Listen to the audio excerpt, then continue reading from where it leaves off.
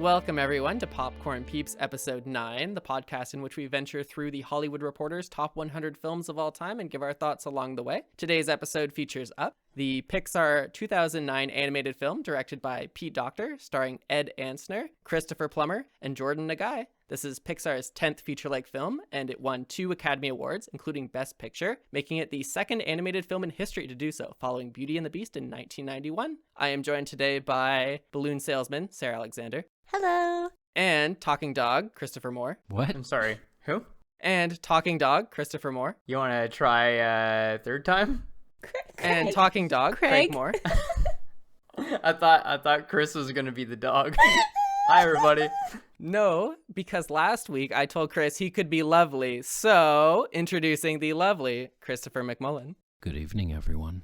Oh, well said. So before we get into our discussion of Up, I would like to make note that this is Popcorn Peeps' first foray into the animated film genre. So I would just like to get your quick opinions on how you view animation as a medium and how you compare and contrast that to traditional live-action filmmaking. I have no issue with it. I loved it. I thought this was a great story. Everything was amazing. I don't know if it would have been as good if it was live action. Why do you hate anime then? Because of you. Check me. She's not a pervert. I've seen your keyboard. I think anime and animation provides the creators a lot more freedom than live action films do. And you look at some films that try to bridge the gap with things like Avatar and, some of the Star Wars CGI that sometimes misses the mark. When you have animated films, you can really be true to your vision. And I think that Pixar regularly nails that. I think Pixar is one of the animation studios that continues to raise the bar again and again with the quality of their artistic vision, specifically in the visual and sound department. I think they're doing some great stuff, and it's really exciting to see kind of how much detail you can cram into CGI at this point. Super cool. I have no issue either way. Like, they're just different ways of expressing the visual medium. I don't discount something just because it's animated or elevate something because it's live action. That's fair. I actually think my preferred medium is animated just because there are so many more ways I think you can portray a character design or specific art style. It doesn't restrict you nearly as much because there's so many different ways you can draw a head, draw a face, draw a flame, a puff of smoke. And I think that gives every show an opportunity to be so much more diverse. I think one of the things that animation really gives an opportunity to shine is very, very good voice actors who can give you a lot of emotion, but you never see their face. Mm-hmm. Yeah. So what did you guys think of Up specifically? 10 out of 10. Other than the parts where it made me cry, I loved it because I'm a grown man and I like to pretend that I don't cry. So it makes it difficult to face that. I was looking up details around this movie, and Wikipedia has the audacity to call this a comedy. Holy smokes. What the hell? We watched the first 15 minutes of this movie, and then someone tries to tell you it's a comedy? Yeah. Hell no. This is a tragedy, if anything. Had you seen it before? No, this was my first time watching it. Oh, wow. Okay. I had seen it before and I thought I was ready to see it again, and it turned out I wasn't. I was not ready. The open wound of losing my grandparents. I saw this movie before I lost my grandparents, and the open wound of losing my grandparents and then watching the movie again made it very painful. Oh my gosh, Yeah. I can imagine. That's a lot of feels. That first segment, the first 15 minutes or so, is probably the best 15 minutes of movie that I've seen on this list thus far, of any of the films we've covered. It hits so hard, and just the fact that it can elicit such a powerful emotional response in such a little amount of time is just a testament to the brilliance that went into that. And very little dialogue, too. Yeah. He didn't say a word through that whole first 15 minutes. Yeah, whoever did the storyboards, Yeah. give them a raise, man. For me, I'm the opposite of Craig. The parts that made me cry are the parts I actually liked. Yeah, so when I say they hurt, they hurt emotionally, but I have no problem with having a story make me feel emotion. That means it was an incredibly well told story. I liked it, but it made me really sad. Yeah, if a guy who looks like Minecraft Steve can make you cry, hot damn, you've done a good job. I would have seen this when it first came out 10, 11 years ago now, and I'm glad that I got to watch it again now, being older. And I have a different relationship with my grandparents now, and just being cognizant of that and aging and then watching this movie, I think I cried more now than I did when I would have first seen it. Oh, I was a wreck. Wow. Yeah, I didn't actually watch much of the movie because it was all blurred through the tears. Okay, so here's a question for you guys. So I thought the first 15 minutes of this film were astoundingly good, but it felt like right after the prologue ended, there was a clear divide and it almost felt like two entirely different films. There was before and then there was with Russell moving on and the whole adventure. Did you guys not feel like the contrast between those two eras of the film were really jarring? There was the good part and then the dumb part. So do you think the whole hour after the intro is the dumb part? Yeah. Yeah, me too. I disagree. I think that there was several dumb parts that clearly were just there to be goofy humor to entertain the kids who brought their parents. And then there was the movie that was there for adults to watch and understand what was happening. Yeah. The parts about, when Carl's rushing around his house trying to save all the things his wife loved as it's spinning through the thunderstorm. That's a very awesome emotional moment of this man who's just not ready to let go. So yes, there's the two stories, right? There's the prologue and then there's the adventure. And it doesn't really make sense to you until it makes sense to Carl at the same time when he's going through his wife's book, her adventure book that she had from when she was a little girl.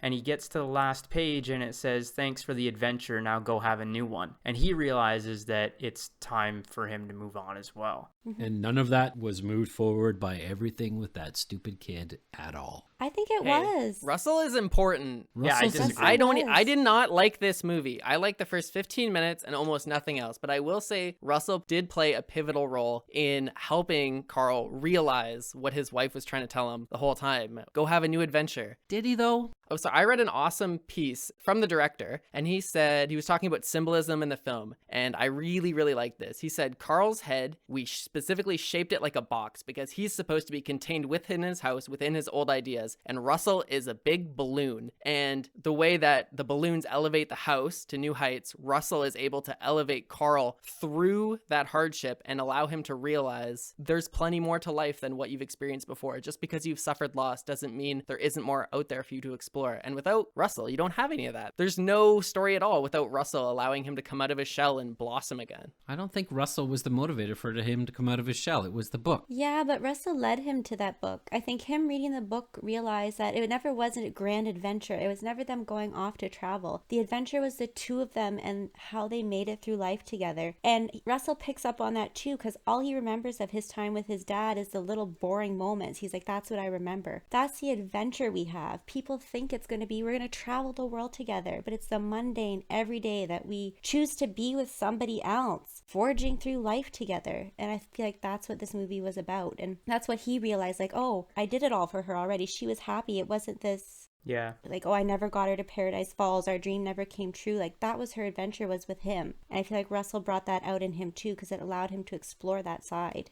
So I don't know if Russell brought it out. It was when he looked at the book, when he saw Ellie's view of the world, it allowed him to then say, oh, I got to save this kid. But he wasn't going to save that kid until he looked at the book. Well, the kid hadn't gone till he looked at the book. Yeah. As far as he knew, Russell was still sitting on the rock pouting outside. Yeah. Well, let's talk about some of the characters. Carl. I thought Carl was a fantastic character. I thought his bond with Ellie was beautiful. I love the way he clings to her and to, as Craig said, to the photos and the memories of her even after her death. He feels so human, and watching him struggle and suffer is so heartbreaking. Again, that's tremendous because he's a little cartoon man, but I'm feeling all of this for him. And I loved the way that Russell was Carl's foil. I thought they were a great, tremendous duo. I loved their chemistry. I loved the way they bounced off of each other. It's not anything crazy dynamic, but just to have two characters that you feel for, regardless of how stereotypical or archetypal they are. I don't know, they just meshed well enough for me that I had a great time watching them. It was with the side characters that I felt like there was a lot of kind of moments, but Carl himself I thought was a great character, and I really enjoyed watching him develop. I loved Carl too, and I loved his whole story because theoretically he could have gone at any time to Paradise Falls after Ellie passed away. He chose to go at a time when he felt society had no use for him anymore. They're going to ship him off to Shady Oaks. He had no agency, and that's what a lot of people do with the elderly. He still had something to provide, and nobody else saw that, and so that was it. He's packing up, he's shipping out. I love that we saw a senior as an action hero. He was kicking ass on the top of that blimp. He wasn't just a protagonist. He still had a contribution, and it was large, and I loved seeing that. Yeah, me too. No matter how many times you watch Rocky Balboa or you listen to Eye of the Tiger, you ain't going from old Geezer McGee to Jackie Chan in the span of an hour and a half. It's a That's cartoon. okay. He did it with all of his, like, his walker, his little walker thing, and his teeth. Well, that's my whole thing, right? Is I thought you could have an old man as a hero without needing him to be an action star. And Why can't he? Yeah, but remember who he was fighting, right? why does he need to be? Why do you have to be physically strong to be a hero? Because we don't have that. We don't have that. We've never seen that. He was fighting a guy who was 20 years older Yeah. than him, and he was in his 70s. So yeah, the 70-year-old guy beat the shit out of the 90-year-old guy. No one Let should him be be a surprised to hero. learn that. I like the fact that he wasn't physically strong. He was a hero, but he He wasn't. beat a guy on the street, Jordan. Every hero in media, Marvel, whatever, DC, everyone is a superhero. They punch the shit out of all of their bad guys. So you have a guy here, and he's an old man. And what did the creators do? They make him punch the shit out of everyone, just like every other hero. He didn't. I thought this was a great opportunity to take a character who was different and develop him as a hero in a unique way. And they didn't do any of that. And I hated the fact that he was fighting like Solid Snake at the end of this. And leave him as a fragile senior citizen. You wanted him to fit into that stereotype. So sticking with Pixar, what about Wall-E? He was a hero, but he wasn't a rock'em sock'em robot.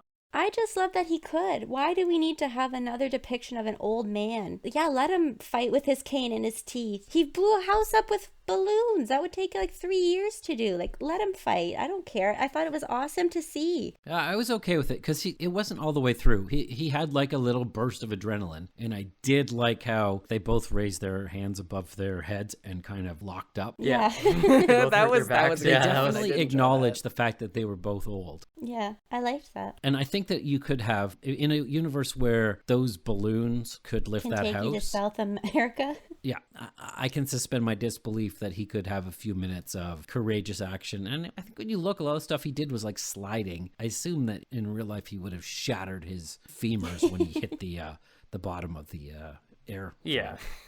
But I can suspend that. I read that they brought on like a physicist to calculate how many balloons it would actually take to lift up a house, and it was something like 26 million balloons, and they quickly just threw that out the window because it looked awful in test filming. All right, what about Russell? I loved Russell. I loved that he was a chubby Asian kid who loved exploring, and neither the fact that he was chubby nor Asian had any bearing on the film whatsoever. It was a great way to introduce an Asian character without having them be the Asian stereotype that is doctor in every single film I've seen in the last like 15 years. It was cool. It was a nice touch of color. I loved him. Yeah. I thought Russell was a fun character. He was a goofy, know-nothing kid with good intentions. He was the foil to Carl. Carl was my favorite character. I think of all the characters, I identify with Carl the most. 100%. Are you agreeing that you identify with Carl, or that I should identify with Carl? No, I'm surprised that you guys don't identify with Russell. Russell's a great guy. You know, I might have to disagree with you here, Chris. I think Russell was necessary for the plot to move along, because even if Carl had gotten his house to Paradise Falls, and then he found the book, and then he read the whole book, and it would have got to the last page and said, have an adventure without me, he probably would have just...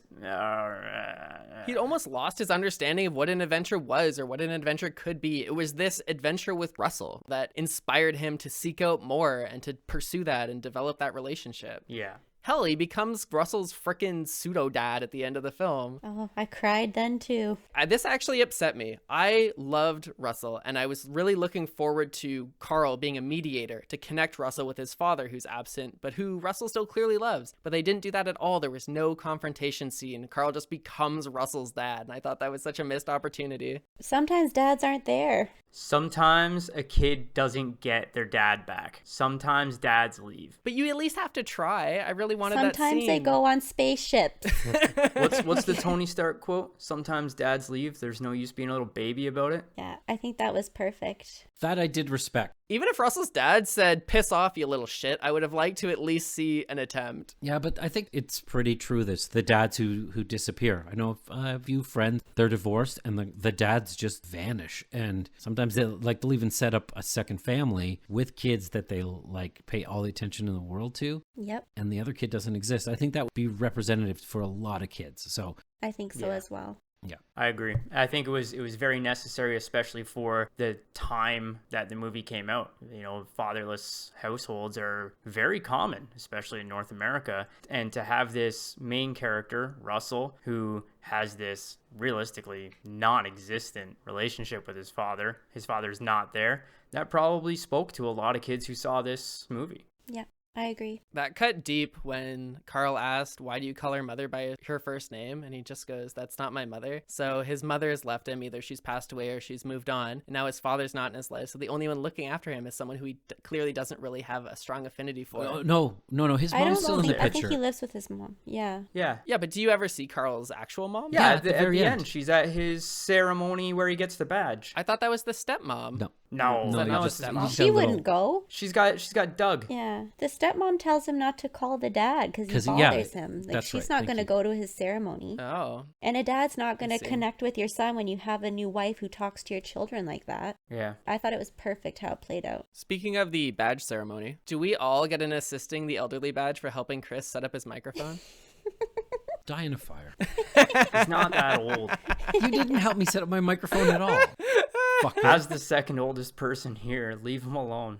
It'll be my turn soon. All right, we got a couple more characters we'll run through. We'll do them in a bunch. We got Doug, Kevin, and Mr. Bad Guy, Muntz. Any thoughts on those guys? Doug and Kevin suck, and I don't understand how Mr. Bad Guy Muntz is still even alive. Yeah, I was trying to do the math. Are you reading my notes? That's what I wrote down. Yeah, because if he was I was trying to figure, if he was 30 when Ellie and Carl were 9 or 10, Yeah. and we figure Carl is about 70, Yeah, he's got to be in his at least his early 70s. right? So that means 60 more years. So Muntz is at least 90 years old. What if he's also found the Holy Grail and he's just immortal now? That's why he went off to Paradise Falls. The bird was just a cover. Then I can't wait for Up 2. Oh, I hope there's not an up to. When he gets the Infinity Gauntlet. Yes. I hated Doug and Kevin. The film's introduction is so rooted in realistic struggles, trying to save money, paying for bills, medical issues, that the fact that the rest of the film is filled with hunting dinosaurs and talking dogs, I feel like there's such a disconnect between what I attached myself to in the beginning and what I was given at the end. They're there for the kids to laugh, but when we're looking at this film in the context of top 100 films of all time and not top 100 kids films of all time, I don't think it gets any sort of shield. You just got to talk about it for what it is.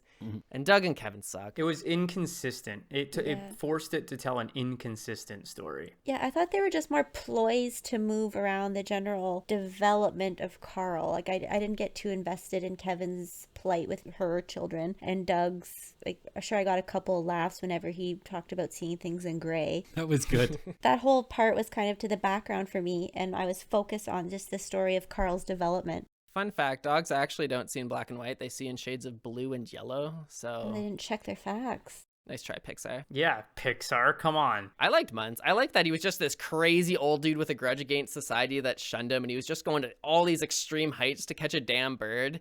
All of the technological developments he's experienced on this island would have put him on the map as a genius, but he's like, no, I gotta hide all this technology because I gotta get this bird. I gotta get this bird. He's been there 60 years. That guy has been there 60 years trying to find a damn bird. Yeah, that was so unbelievable. Can you It was imagine? Ridiculous. Now, to be fair, we shouldn't count this movie on its believability. 38 balloons floated a house to South America or whatever. That's how I'm gonna commute to work in 2021. I feel like you'd eventually get bored. Or maybe just after 60 years, you'd be like, maybe I was just wrong. Or maybe they're extinct or something. The parts that were fun for kids were the worst parts of the movie. And that is a 32-year-old person saying that. Mm-hmm. Yes. I agree, and I don't think it has to be that way because you look at Pixar's other films like Finding Nemo. There's a lot for kids to enjoy there, but there's an excellent plot and great symbolism about what it means to be a father and the bond between father and son layered just underneath that seamlessly meshes with all the comedy and Dory and all that crap. So, I don't know. I think this is a swing and a miss, and Pixar's done better. Definitely. It had great elements, but there was just too much that didn't flow into this cohesive picture. I disagree. I don't remember anything about Finding Nemo, but I remember seeing Up, and I remember what I liked about Up. My biggest problem with Kevin is they made him too stupid. Yeah. He didn't need to be that dumb. I can bleep you if you want to just utter some awful profanity. No, I It's don't. fine. I don't trust you. There were certain things about Kevin that to that point, I really didn't like, which was how did he end up staying on that house and following them all, the dogs and everybody, into that cave where he knows the mortal enemy. He knows these dogs have been chasing him for 60 or her for 60 years, and just, yeah, sure, I guess I'll just hide up on this house and let them drag me into their lair. Like, come on, this animal should have just fled for the hills. Chocolate, man. I'm pretty sure it's not the same bird for 60 years. Well, you don't know that. How did it have babies? Yeah, wait, where's the other word? Where's Mr. Kevin? It can't be the skeleton, because that's 60 years old, unless No. these babies You don't know. age You don't know very what the slow. gestation period of a Kevin bird is. 59 I'm pretty years. sure it's not 60 years. I'm no biologist, but I'm pretty sure it's not 60 years. Well, I don't think a Kevin bird's a real thing. I was waiting for you to say birdologist, and now I'm disappointed. Oh, it's ornithologist. Ornithologist. Put that back in. Oh. I'm just saying, you don't know how long it takes a Kevin bird to hatch. It could be 60 years. All right. Enough about damn Kevin. Let's move on. Music. What do you guys think of the music? The OST. This was Michael Giacchino. This was his third film with Pixar. He did Incredibles. He did Ratatouille. He did this film. What do you guys think? Yeah, I thought the music was good. It wasn't the standout part of the film, but it was good. It set a decent tone, I guess, Yeah. and it was nice, especially the credit. I thought the credits music was nice. It was unmemorable for me. Yeah, not memorable, but all right.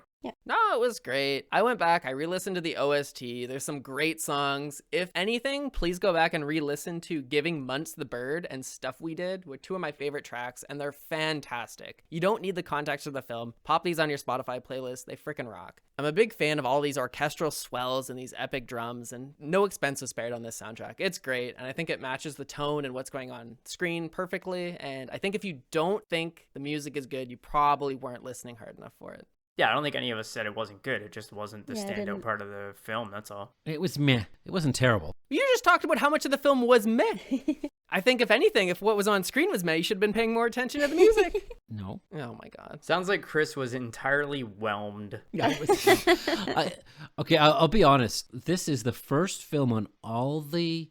Like, this is episode 9, and it's the first one where I'm like, oh, I don't want to watch this. I watched this last night. Usually I have it watched in the week, like Wednesday or Thursday, and we're recording on Sunday, so I made it to Saturday before I watched it. Chris, what was your favorite part? Was it the intro? I think we're all probably pretty unanimous it was on the intro. Is there anything other than the intro that really spoke to you as being particularly great? Because we've been really harsh on this film, so we should at least talk about something that was good if we liked something else. I liked everything with Carl. In my mind, I'm trying to edit it down, so it's just a story about him with... you could get rid of Russell. You could get rid of Kevin. I would actually keep Doug. I think... Fuck off. No. I Instead think of Russell? that...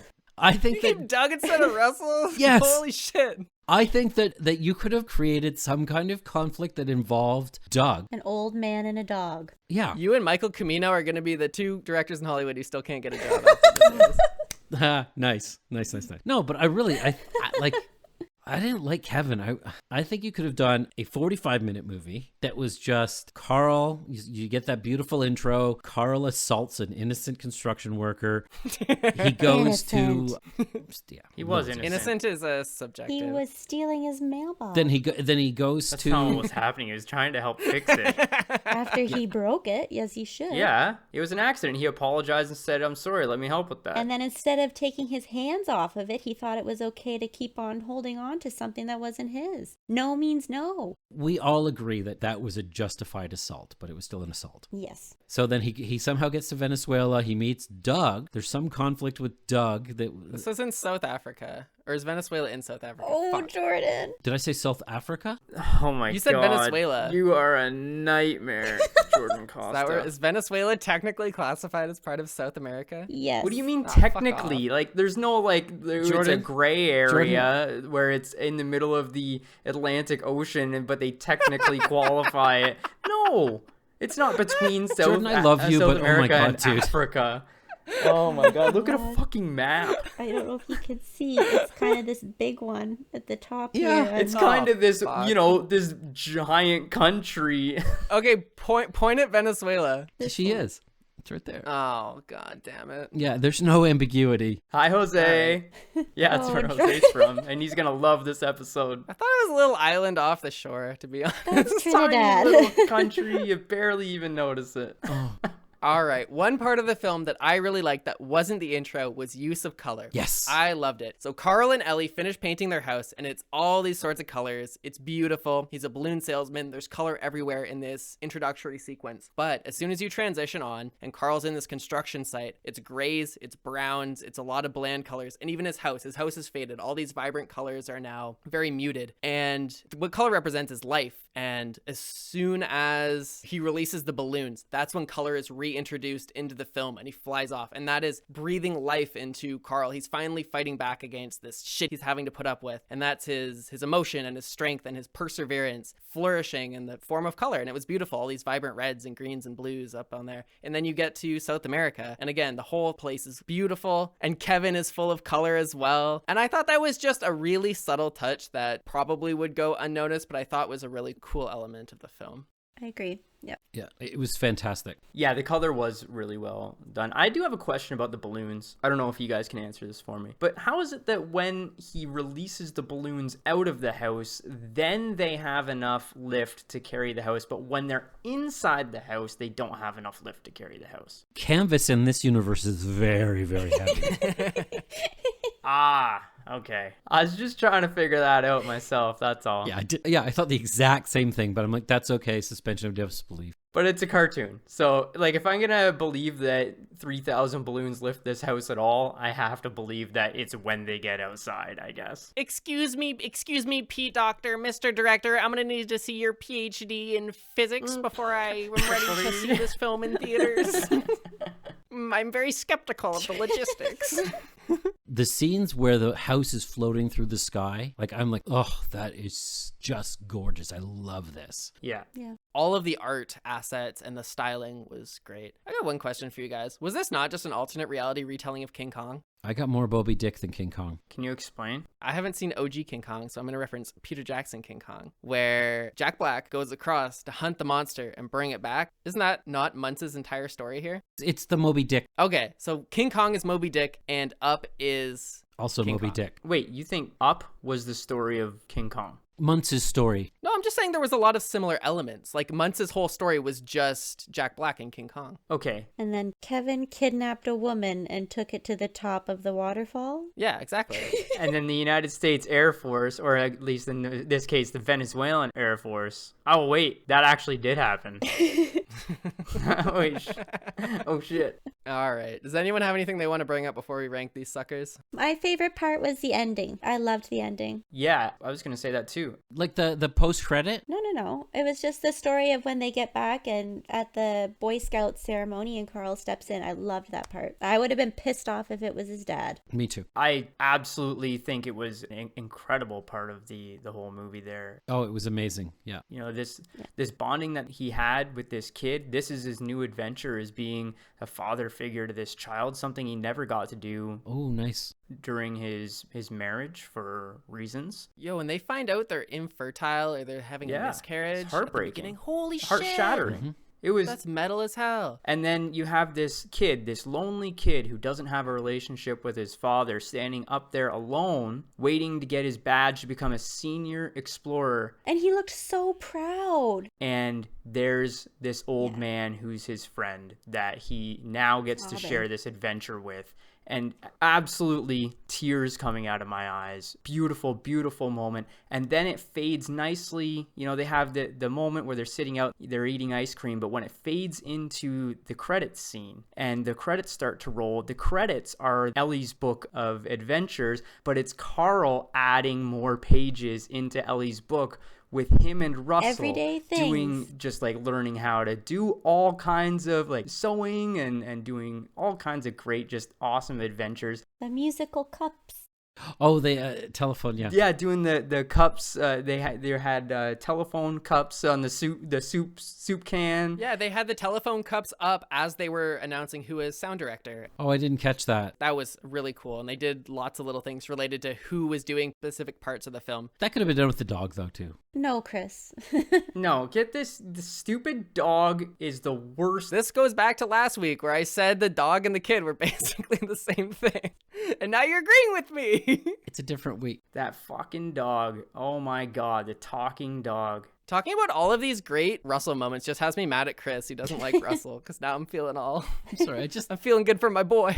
Russell not having a father figure and that really hamstringing him, and then at the end Carl gets what he needs out of Russell and Russell gets what he needs out of Carl is just a beautiful moment. I read this is the first time Disney touched on divorce as a reason for parents not being together. Up until then, it was always a widower situation. Oh, that's cool. Okay, so yes, it could have been a kid, just not Russell. I actually would have probably enjoyed it a little bit more, honestly, if it was a spunky young girl that reminded him kind of his wife. Oh, shit, yeah. All right, we are going to rank up amongst the movies we have seen thus far. If you're listening on YouTube, you can check the description for a link containing a spreadsheet of all of our individual lists to follow along. But Sarah, where are you going to put up? Number 1, I love this story, and Holy I connected with it. shitballs. I loved it. Craig, where's up going? I gotta tell you, I have a really hard time ranking this one. There are parts of it that I absolutely love, and there are parts of it that I absolutely, definitely 100% just straight up pass on. And most of the passes involve stupid Kevin and stupid Doug. So I'm placing this one third between Reservoir Dogs and Dr. Zhivago.